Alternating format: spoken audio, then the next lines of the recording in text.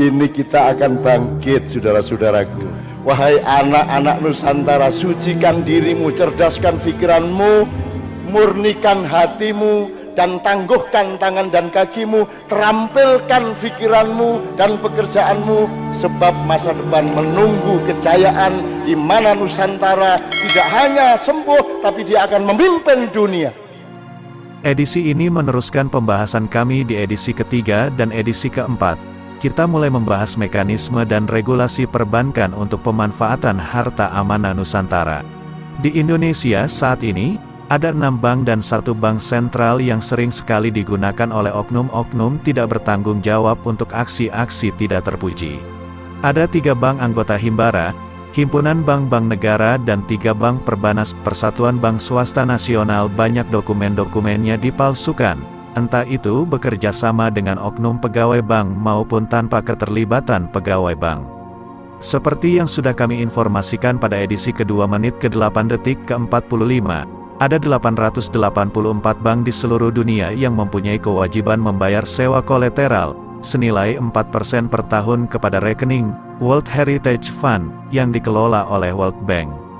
Ke-884 bank ini menyediakan virtual account untuk membayar kewajibannya tersebut. Di Indonesia, 6 bank ini termasuk dalam 884 bank yang meminjam aset World Heritage Fund untuk menjamin dana nasabah yang disimpan di bank tersebut.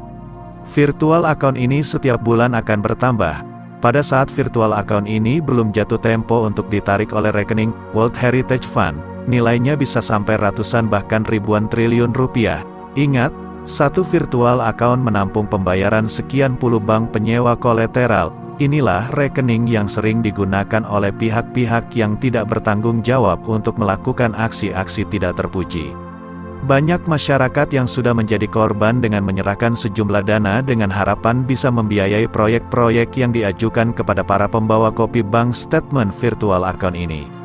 Ingat juga, virtual account tidak bisa digunakan untuk membiayai proyek apapun. Untuk tambahan pengetahuan kalian semua, virtual account adalah rekening penampungan kewajiban bank bersangkutan untuk membayar sewa aset dari World Heritage Fund, bukan rekening giro ataupun tabungan yang mengenal withdraw dan deposit atau tarik dan setor. Virtual account hanya rekening yang akan otomatis mengirim dana yang sudah tertampung ke rekening tak terbatas, World Heritage Fund, atau kita kenal sebagai infinite account. Secara mudah kalian bisa memahaminya dari kehidupan sehari-hari. Setiap bulan beberapa kewajiban kalian akan dibayarkan melalui virtual account seperti pembayaran tagihan listrik ataupun token listrik. Itu akan ditampung di virtual account bersama antara PLN, operator telekomunikasi, dan bank. Pembayaran kalian ke rekening virtual itu akan secara otomatis dibagi dan diteruskan ke rekening perusahaan milik PLN, operator telekomunikasi, dan bank. Pada edisi ke-1, menit ke-6, detik ke-10, kita sudah menginformasikan mengenai propaganda non-state actor di sektor keuangan, dan di menit ke-8, detik ke-8, adalah catatan harta amanah bumi yang sudah mulai dicatat oleh Nabi Idris alaihi salam dan terus ada, dan berlanjut hingga ke catatan World Bank. Kami mulai dari asal-usul perbankan pertama di dunia dan bagaimana harta amanah bumi ini selalu tercatat sampai sekarang. Ingat, ini bukan harta goib dan harta uka-uka, semua tercatat di perbankan. Embrio perusahaan perbankan pertama kali dimulai di tahun 1099 Masehi. Hukwe de Payens kala itu membentuk pasukan khusus yang selanjutnya pada tahun 1188 Masehi kita kenal dengan nama Ksatria atau Knight Templar. Seiring berjalannya waktu, Ksatria Templar kemudian memberikan jasa pengawalan dan pemindahan uang maupun barang berbayar. Bisnis mereka kemudian membesar sampai ke seluruh daratan Eropa sebelum mereka dibubarkan tahun 1307 Masehi oleh Raja Philips dan Paus Clement V. Dari bisnis Ksatria Templar inilah mekanisme pertukaran uang atau money changer mulai dikenal. Penziarah yang melakukan perjalanan ke Bait Suci Herodes di Yerusalem tidak perlu membawa uang. Mereka cukup menitipkan uangnya pada markas Ksatria Templar di kota asalnya. Kemudian mereka mengambil uang yang mereka gunakan untuk persembahan di markas Ksatria Templar di kota Yerusalem. Tahun 1100, Sisilia, Italia, pertama kali mencetak koin dengan nama dukat. Ini untuk menggantikan penggunaan koin emas ingot milik Kerajaan Nusantara dan memperlancar bisnis Ksatria Templar dan meletakkan dasar-dasar transaksi perbankan seperti yang kalian kenal saat ini. Letter of credit, cek, bunga, dan lainnya. Di wilayah Inggris, Afrika, Mediterania, menggunakan koin ingot karena sebagian besar Afrika dan sebagian Mediterania masuk wilayah Kerajaan Nusantara. Di Inggris digunakan karena hubungan dagang saudagar-saudagar Nusantara dengan bangsa Eropa. Kerajaan Nusantara juga memesan pembuatan ingot dari pengrajin emas atau goldsmith Inggris. Koin ingot juga banyak dibawa oleh misionaris-misionaris Kristen Ortodoks yang kembali dari wilayah Nusantara ke Eropa. Sejak abad ke-7 sudah banyak misionaris Kristen Ortodoks berkeliling di wilayah Nusantara, tepatnya di wilayah Pancur dan Barus, Sumatera. Tahun 1307 karena perintah penangkapan dan pembubaran Ksatria Templar oleh Raja Philips dan Paus Clement V, bisnis Ksatria Templar dialihkan menggunakan nama para bangsawan lokal di seluruh Eropa, seperti Acciaioli, Compagnia di Ser Leone degli Acciaioli e de Consorti, 1308, Bardi, Compagnia dei Bardi, 1320, Peruzzi, Medici, 1397, termasuk dinasti Faches-Zubacrac di Paris. Faches-Zubacrac adalah kakek moyang Rothschild, kala itu dia belum menggunakan nama Rothschild di belakang namanya. Semua bisnis keluarga bangsawan itu masih dalam kategori bureau de change, belum termasuk kategori bisnis bank. Tahun 1455, Faches-Zubacrac Rothschild pindah ke Frankfurt, Jerman.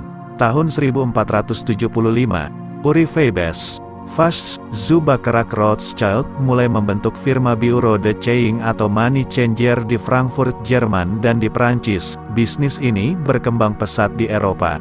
Tahun 1602, para bangsawan tersebut membentuk serikat dagang pertama Eropa di Amsterdam dengan nama VOC.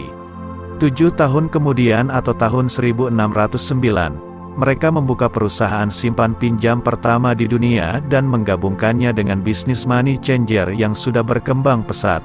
Mereka memberi nama Bank of Amsterdam.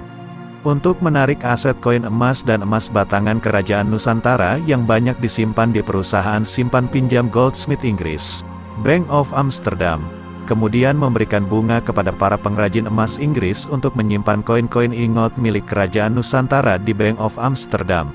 Bunga bank ini tidak diberikan ke Kerajaan Nusantara melainkan masuk ke perusahaan simpan pinjam pengrajin emas Inggris.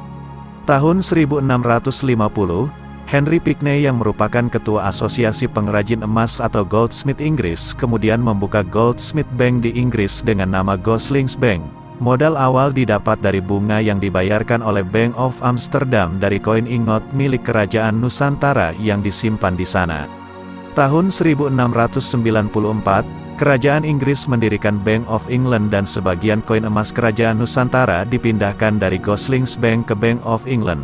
Ini juga sebagai bantuan untuk William III, Raja Kerajaan Inggris yang saat itu memerlukan biaya untuk membangun kembali armada angkatan lautnya setelah kalah berperang dengan Perancis di Perang Beachy Head. Tahun ini juga tercatat bahwa Kerajaan Inggris pertama kali mencetak uang kertas. Sebagai tambahan pengetahuan kalian, sampai saat ini ada 30% saham Bank of England yang tidak bisa diungkapkan ke publik siapa pemiliknya. Di tahun 2009, Kementerian Keuangan Inggris meminta pemegang saham misterius dari Bank of England ini diungkap di bawah Undang-Undang Kebebasan Informasi, tetapi undang-undang tersebut tetap tidak berhasil mengungkap pemilik saham misterius tersebut. Kalian bisa cek di Google. Kalian semua bisa melakukan analisa sendiri, siapa sebenarnya yang memiliki saham tersebut. Tahun 1727, melihat kacaunya pencatatan perpindahan aset Kerajaan Nusantara, bersama Kerajaan Great Britain dan Kerajaan Perancis, Kerajaan Nusantara membentuk organisasi dengan nama The Olympians. Organisasi inilah yang kemudian mencatat secara rapi semua koin emas dan batangan emas yang dimiliki ketiga kerajaan ini dan perpindahan-perpindahan yang dilakukan oleh pihak ketiga. Kala itu, aset emas ketiga kerajaan ini yang paling besar di dunia, terutama milik Kerajaan Nusantara karena harta amanah bumi berada di pengelolaan Kerajaan Nusantara. Hal ini juga yang non-state actor sembunyikan dari publik. Sampai sekarang, Kerajaan Inggris, Vatikan, Swiss dan World Bank mengakui keabsahan dokumen-dokumen yang dimiliki The Olympians. Oleh karena itu harta amanah Nusantara tetap aman tersimpan sampai saat ini. Kami sangat kaget ketika diberi izin untuk mengungkapkan hal yang paling rahasia ini oleh pemegang amanah. Beliau memahami bahwa hal ini harus diungkap supaya kalian semua tahu perjalanan harta amanah Nusantara secara berurutan dari awal hingga akhir. Pencatatan ini yang menjadikan harta amanah Nusantara masih aman dan tersimpan dengan baik di catatan otoritas keuangan di seluruh dunia. Sampai sekarang hak rakyat Nusantara masih aman tersimpan di bank di seluruh dunia. Tahun inilah waktunya kalian semua bisa memanfaatkannya dengan cara yang benar, bukan melalui proyek-proyek palsu, pekerjaan tipu muslihat maupun usaha-usaha kotor. Dokumen ini membuktikan kepada kalian semua atas pernyataan kami bahwa harta amanah Nusantara bukan harta uka-uka ataupun goib. Harta amanah Nusantara tidak disimpan di gunung, di makam, di gudang, di alam goib maupun di lautan. Harta Nusantara tersimpan di bank dan dicatat oleh otoritas keuangan dunia. Ini juga membuktikan bahwa dokumen mandat yang banyak beredar tidak ada gunanya untuk pemegang amanah. Beliau kapan saja bisa lakukan void atau null, dalam istilah perbankan, atau secara umum dikenal dengan klausul pembatalan mandat atas semua dokumen tersebut karena pemegang amanah pihak yang memberikan mandat dan mempunyai dokumen utamanya. Kegunaan dokumen-dokumen mandat itu bagi pemegang amanah adalah untuk mengetahui kepada siapa beliau harus menunaikan janji, memberikan upah selama penerima mandat atau keluarganya menjaga dokumen tersebut secara benar dan tidak ada yang hilang. Seluruh keluarga warga negara negeri Nusantara memiliki hak untuk mendapatkan manfaat senilai 60 juta rupiah per bulan, per keluarga, dari harta amanah Nusantara ini. Tahun 2021 adalah waktu kalian semua untuk memanfaatkan harta amanah Nusantara melalui usaha-usaha yang benar, bukan usaha angan-angan dan mimpi hanya untuk mendapatkan uang dari harta amanah secara gratis.